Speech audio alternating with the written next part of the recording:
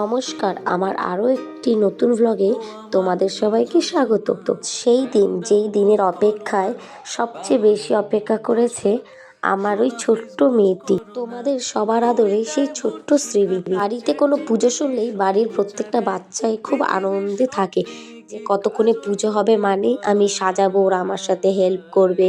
আর আমারও ভীষণ ভালো লাগে ওরা আমাকে হেল্প করার নামে ওরা সমস্ত কিছুতেই অ্যাটেন্ড করুক, যাতে ওরাও কিছু শিখুক যে না, ওদের জীবনে এই জিনিসগুলো ঘটেছে। আজ 23শে জানুয়ারি, সরস্বতী পুজো। শুধু সরস্বতী পুজো নয়, আজ আরও সেই একটা দিন যেই দিনের জন্য কিন্তু আমরা আজ স্বাধীনভাবে বেঁচে থাকতে পারছি। এর গর্বের দেশনেতা নেতাজি সুভাষচন্দ্র বসুর জন্মদিন। আজ যেহেতু সরস্বতী পুজো অনেক সকালেই, মানে ওই 7:30টার মধ্যে হবে, তাই একদম ভোর ওই 5টার দিকেই উঠে গেছি। তাড়াতাড়ি না উঠলে একদম টাইমের মধ্যে কোনো কিছুই করে উঠতে পারবো না, আর সব কিছুটাই পুরো একার হাতে, তাই আরও আমাকে একটু তাড়াতাড়ি উঠতে হবে। আর সকালবেলা পমপমকে আমি একদম ডাকিনি, কিছুটা গুছিয়ে নেব, তারপর ভেবেছি একবারে ওকে ডেকে তুলবো। তাড়াতাড়ি করে সকালবেলা স্নান সেরে শাড়ি পরে বসে গেছি প্রথমে আলপনা দিতে।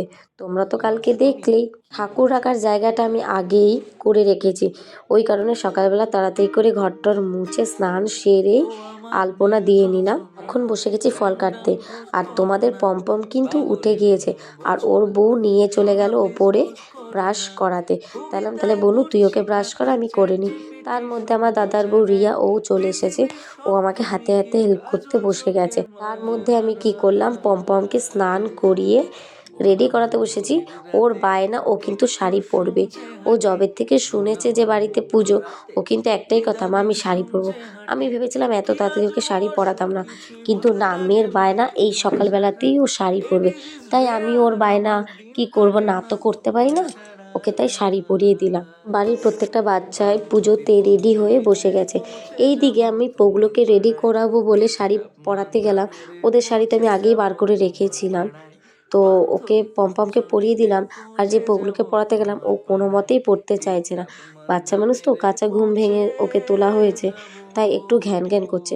আর সকালবেলা ছাড়া আমাদের ব্রাহ্মণের অন্য সময় টাইম হবে না, তো এই সময়টাই আমাকে পুজো করতে হলো।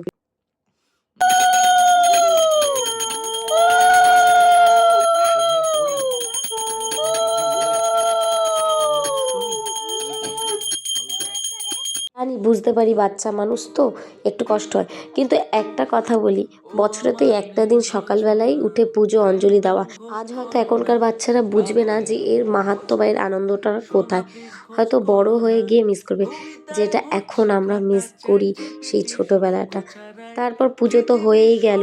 আমাদের বাড়ির সবচেয়ে ছোট্ট সদস্য সায়ন, ওর হয়ে গেল হাতে খড়ি, আর আমরা সবাই বসেছি অঞ্জলি দিতে।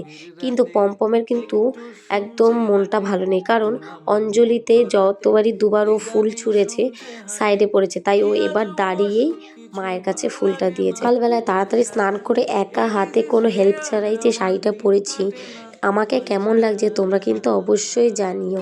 বাচ্চাগুলো এত দুষ্টুমি করে। এই ঠাকুর মশাই চরণামৃত দিতে শুরু করলো, অমনি কিন্তু পমপম দুবার নিয়ে নিল। কি জানি ওর এত ভালো লাগে, আমি তো দেখে অবাক। শুধু বললাম বাচ্চাগুলোকে নমস্কার করতে, বাচ্চাগুলো যে এত ভক্তি ভরে মাকে প্রণাম করছে। ঠাকুর তুমি ওদেরকে বিদ্যা দাও, বুদ্ধি দাও, ভালো রেখো, সুস্থ রেখো। সব শেষে প্রণাম করতে বসলো পমপম। ও যেহেতু জায়গা পাচ্ছিল না প্রণাম করতে, তাই ও পরেই প্রণাম করলো। আর তোমাদের তো প্রথমে সাজানোর পর দেখাতেই পারলাম না যে আমার এই সাজানোটা কেমন হয়েছে, তাই শেষে পুজোর পর দেখালাম। আজ CR7 বিরিয়ানি অ্যান্ড হোটেলের পক্ষ থেকে একটা অর্ডার নিয়েছিলাম, সেটা হচ্ছে খিচুড়ি, আলুর দম, বেগুন ভাজা, পাঁপড় আর চাটনি। যে কোনো অনুষ্ঠানে আমাদের CR7 বিরিয়ানি অ্যান্ড হোটেলে কিন্তু অর্ডার আমরা নিয়ে থাকি। যারা ভাবছে আমাদেরকে অর্ডার দেবে, তারা কমেন্টে থাকা নাম্বারে যোগাযোগ করতে পারেন। অর্ডারের রান্না, আর আমি এই দিকে আমাদের ঘরের জন্য কিন্তু খিচুড়ি বসিয়ে দিয়েছি। আর যেহেতু তাড়াতাড়ি দোকানে যাওয়ার কথা, তাই তাড়াতাড়ি রান্না করে দোকানে যাচ্ছিলাম। আর সেই পথেই আমার স্কুল, চেনা স্কুলটা, যেখানে আমি 10 বছর কাটিয়েছিলাম। 2-3 মিনিটের মতন স্কুলটাতে একটু সময়টা কাটালাম। পুরোনো স্মৃতিগুলো চোখের সামনে যেন ভেসে উঠছিল। তাড়াতাড়ি দোকানে আসার পর চলে এসেছে আমার বান্ধবী বিরিয়ানি নিতে, তাই ওখানেও কিছুক্ষণ একটু গল্প আড্ডা। তো দুজনেই দুজনের কাজে অনেক ব্যস্ত, তাই ও চলে গেল বাড়িতে মেয়েকে আর মাকে নিয়ে, আর আমিও আমার কাজে। আমার ব্লগটা আমি এখানেই শেষ করছি। যদি ভালো লাগে তাহলে একটা লাইক, কমেন্ট আর শেয়ার। আর আমার চ্যানেলে যদি এরকম নতুন নতুন ভিডিওগুলো দেখতে চাও তাহলে চ্যানেলটা সাবস্ক্রাইব করে দিও। ভালো থেকো, সুস্থ থেকো, সাবধানে থেকো। রাধা রাধা।